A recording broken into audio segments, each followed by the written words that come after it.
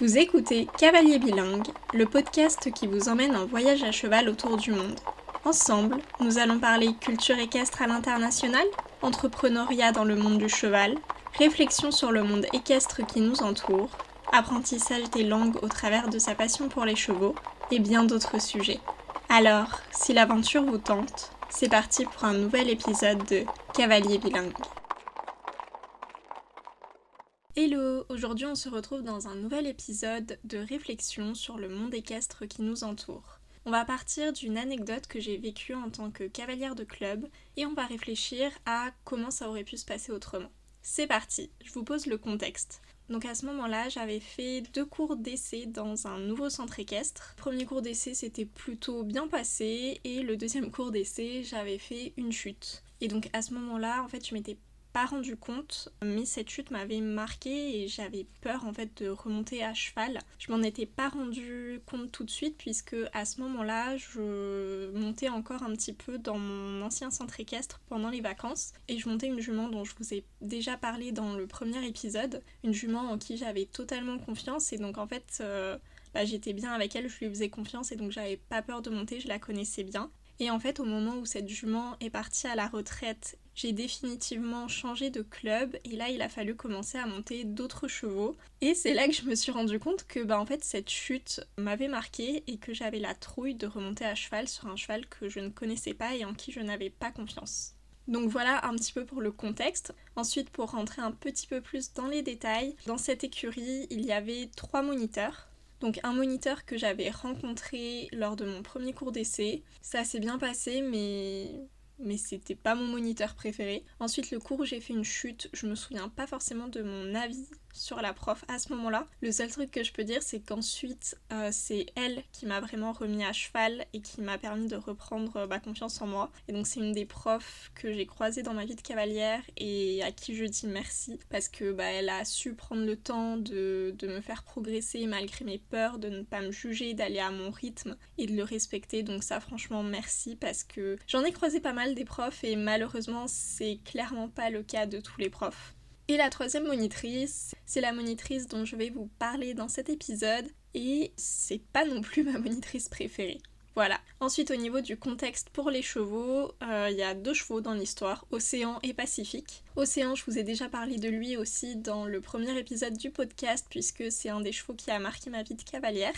Mais à cette époque-là, c'était que la 3e fois que je venais dans ce club, je ne le connaissais pas encore. Et il y a donc Pacifique. Pacifique, c'est un grand cheval dans les...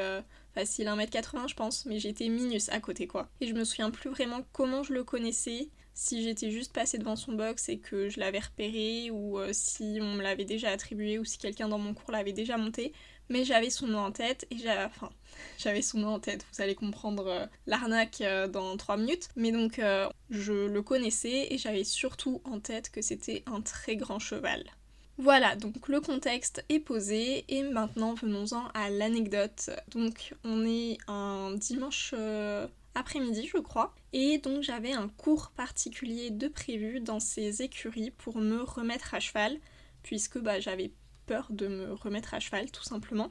Donc ce jour-là, j'arrive à l'écurie et en fait, il y avait, je trouvais personne pour me renseigner. Je n'étais pas marquée sur la liste d'attribution des poneys, donc je ne savais pas quel cheval je montais, donc je ne pouvais pas le préparer. Et je ne trouvais pas la monitrice qui était la seule monitrice de l'écurie en fait que je ne connaissais pas encore.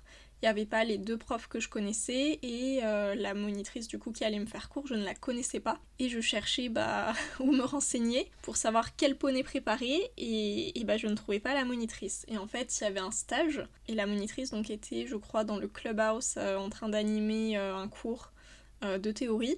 Et donc je n'ai vu la monitrice que quand ils sont sortis du clubhouse. À ce moment-là, elle a fait une démonstration avec un cheval. Et donc j'osais pas forcément l'interrompre. Et de toute façon, à ce moment-là, il restait déjà très peu de temps avant le cours. Donc en plus, j'étais en stress parce que en fait, je finissais par être en retard. Alors qu'à la base, j'étais à l'heure. Et en fait, du coup, quand j'ai enfin pu parler avec la monitrice, limite je me suis fait engueuler en fait parce que soi-disant j'étais en retard etc alors qu'en fait c'était juste que je ne la trouvais pas et que du coup je ne savais pas quel poney préparer, on m'avait pas attribué de cheval et donc déjà ça partait mal.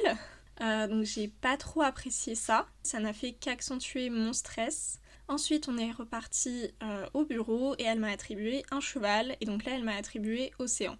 Et je ne sais pas ce qui s'est passé dans mon cerveau à ce moment-là, mais en fait, j'ai fait un lien entre Pacifique et océan, genre océan, l'océan Pacifique, enfin je sais pas ce que j'ai foutu, mais dans ma tête, océan, c'était Pacifique. Donc là, déjà que j'étais en stress, je me suis dit en plus, elle veut me faire monter un cheval gigantesque, je ne vais pas être à l'aise, alors que le but c'est de me remettre en confiance. Enfin, j'étais vraiment pas bien et en fait j'ai dit non, c'est bon, stop, on arrête là pour aujourd'hui, je suis pas dans de bonnes conditions pour me remettre à cheval, ça va juste me stresser encore plus. Après ça, je crois que j'ai mis un peu de temps à me décider à reprogrammer un cours particulier et heureusement, le cours particulier suivant, je suis tombée sur la prof que j'avais quand je suis tombée de cheval et donc c'est celle dont je vous ai parlé en début d'épisode qui a vraiment pris le temps de me remettre en confiance à cheval et donc franchement, je lui dis merci. Mais donc voilà pour l'anecdote et maintenant on va réfléchir à comment ça aurait pu se passer autrement. Donc là en fait, j'avais peur de monter à cheval. Donc en fait, elle aurait pu me proposer autre chose que monter à cheval.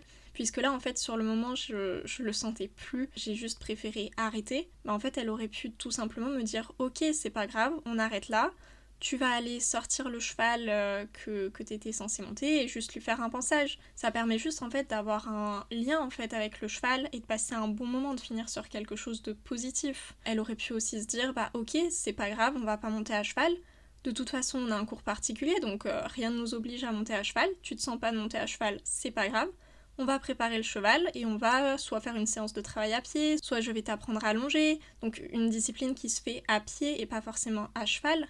Ça permet de ne pas monter à cheval, mais tout en étant en contact avec le cheval et de travailler le cheval d'une autre manière et donc de reprendre aussi confiance en soi. Et en fait, là, il n'y avait rien en soi qui m'obligeait à monter. C'était un cours particulier, on pouvait s'adapter. C'est quand même le principe d'un cours particulier, s'adapter à l'élève et donc aussi à ses peurs. Donc ça, je trouve ça dommage parce que je pense que moi, personnellement, en prenant du recul en tant qu'élève, je pense que ça m'aurait fait du bien. Parce que je me souviens d'une autre anecdote, toujours avec Océan, où en fait c'était la deuxième fois que j'avais monté Océan et où il m'avait fait le coup du je m'échappe de mon box, je suis impossible à rattraper, etc. Et après ça, en fait, je m'étais pas sentie de monter. Mais en fait, une fois de retour dans son box, en fait, j'avais pas tout de suite dit au prof que je me sentais pas de monter et donc en fait, je le pensais. Et j'étais juste contente en fait de m'occuper de lui et ça me faisait du bien, ça faisait redescendre la pression. Et en fait, à partir du moment où j'ai dit au prof je suis désolée, je le sens pas, aujourd'hui je monterai pas. Et ben en fait il est arrivé, il a enlevé le licol au cheval et il a fait ok tu montes pas, allez ciao. Alors qu'en fait je pouvais juste reprendre un peu confiance, me détendre en m'occupant du cheval.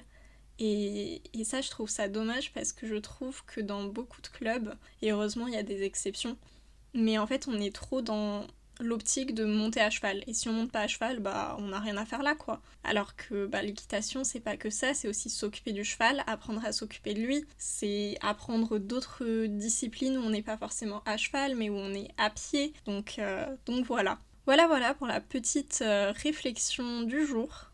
C'est la fin de cet épisode de réflexion, j'espère qu'il vous aura plu. Vous pouvez me dire dans le petit encart en dessous de l'épisode ou par message via Instagram comment vous pensez que la monitrice aurait pu réagir pour ne pas annuler le cours et finir sur quelque chose de positif. Sur ce, je vous dis à dans 15 jours pour un nouvel épisode de Cavalier Bilingue. Adios!